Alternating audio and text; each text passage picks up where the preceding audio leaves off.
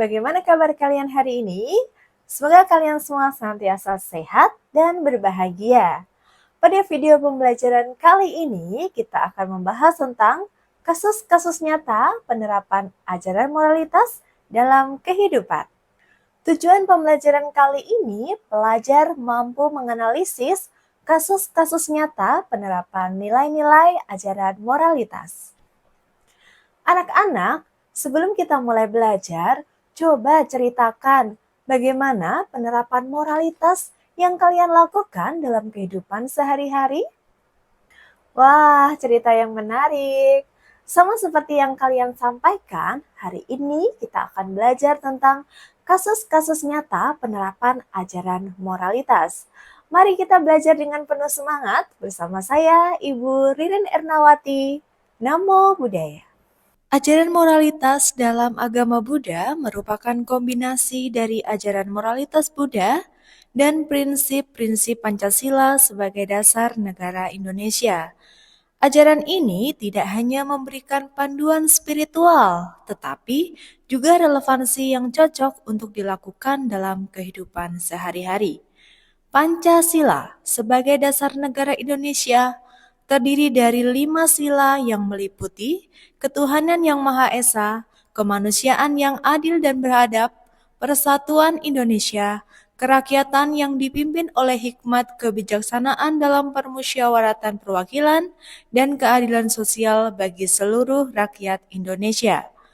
Penerapan ajaran moralitas dalam Buddhis berfokus pada prinsip-prinsip etika seperti sila yang mengajarkan tentang penghindaran dari tindakan buruk dan penerapan tindakan baik, yaitu menghindari pembunuhan makhluk hidup, pencurian, perbuatan asusila, ucapan yang tidak benar, dan mengkonsumsi makanan ataupun minuman yang menyebabkan lemahnya kesadaran.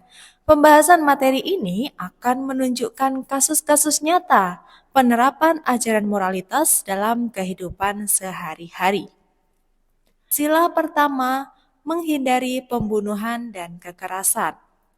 Sila pertama dari ajaran moralitas Buddhis adalah menghindari tindakan kekerasan atau pembunuhan terhadap makhluk hidup. Penerapan ajaran ini dapat dilihat dalam aktivitas sehari-hari, yaitu mendukung perlindungan terhadap kehidupan dan menghargai hak hidup suatu makhluk. Contoh kasus perlindungan hewan. Individu yang aktif dalam perlindungan hewan seperti menjadi relawan di tempat-tempat perlindungan hewan mencerminkan penerapan sila ini.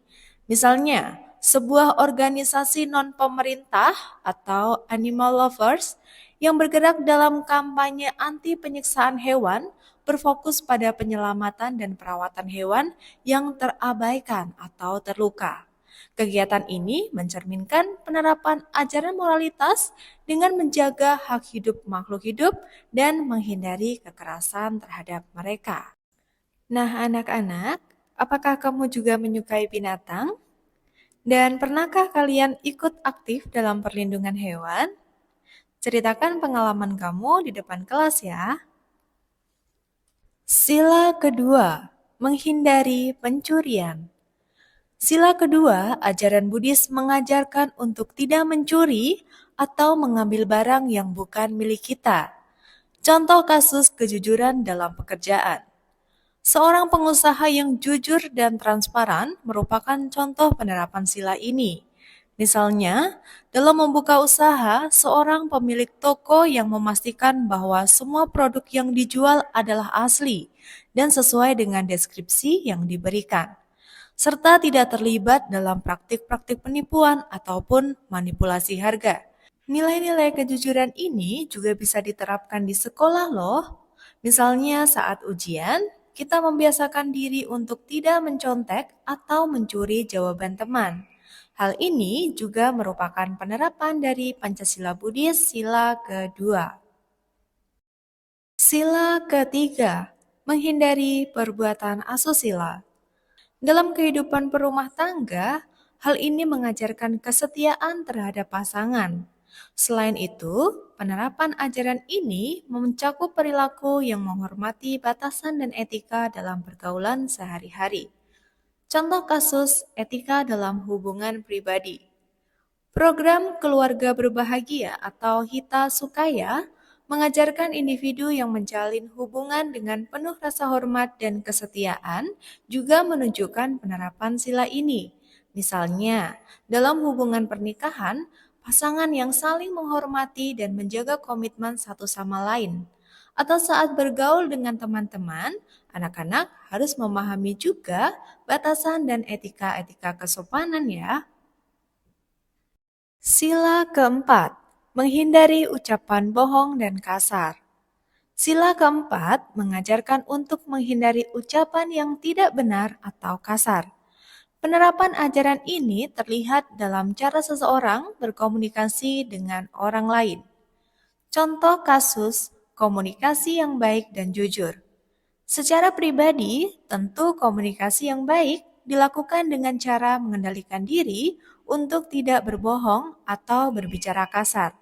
Di sekolah, program kantin kejujuran dilakukan untuk mendidik karakter peserta didik agar terlatih bersikap dan berbicara dengan jujur. Nah, anak-anak, apakah di sekolah kalian ada program kantin kejujuran? Coba ceritakan apa saja manfaat yang kalian rasakan dari program tersebut. Sila kelima, menghindari mengkonsumsi zat yang memabukkan. Sila kelima mengajarkan untuk menghindari mengkonsumsi zat-zat yang dapat merusak tubuh, pikiran, serta melemahkan kesadaran. Dalam kehidupan sehari-hari, seseorang hendaknya menjaga pola hidup sehat dan menghindari penggunaan obat-obat terlarang atau alkohol secara berlebihan. Contoh kasus aktif dalam kegiatan anti narkoba. Seseorang yang aktif dalam mensosialisasikan gaya hidup sehat dan mematuhi pola makan yang seimbang, serta menghindari penggunaan narkoba dan alkohol berlebihan, berarti telah menerapkan ajaran moralitas ini. Nah, anak-anak, dari kasus-kasus tersebut, kegiatan mana saja yang pernah kalian lakukan? Ataukah kalian pernah melakukan kegiatan lain yang serupa? Coba ceritakan pengalamanmu secara mendetail di buku tugas ya. Penerapan ajaran moralitas dalam Pancasila Buddhis terlihat dalam berbagai aktivitas dalam kehidupan sehari-hari yang menunjukkan prinsip-prinsip moral dan etika. Dengan melaksanakan ajaran ini, seseorang dapat berkontribusi untuk menciptakan lingkungan masyarakat yang bermoral dan harmonis. Jadi, bagaimana anak-anak? Apakah kalian sudah dapat memahami materi ini dengan baik? Jika belum, kalian dapat mengakses kembali materi yang ada di lmsbelajarbuddha.id atau menonton ulang tayangan video berikut. Jangan lupa untuk mengerjakan kuis-kuisnya juga ya. Ayo, selalu semangat belajar dan semangat untuk menerapkan ajaran moralitas. Semoga kita semua berbahagia. Sabe sata bawantu sukitata. Sadu, sadu, sadu. Namo Buddhaya.